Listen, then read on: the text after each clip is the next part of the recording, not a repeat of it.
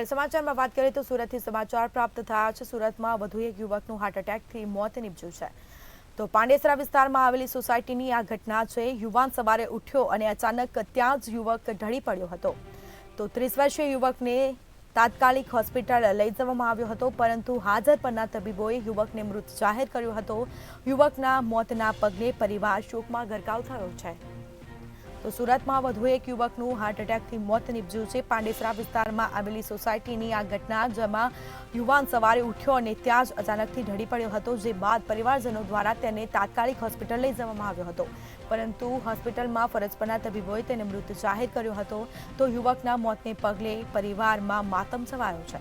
તો પરિવાર શોકમાં ગરકાવ થયો છે। યુવાન સવારે ઉઠ્યો અને અચાનકથી ત્યાં જ ઢળી પડ્યો હતો। તો 30 વર્ષીય યુવકને તાત્કાલિક હોસ્પિટલ લઈ જવામાં આવ્યો હતો।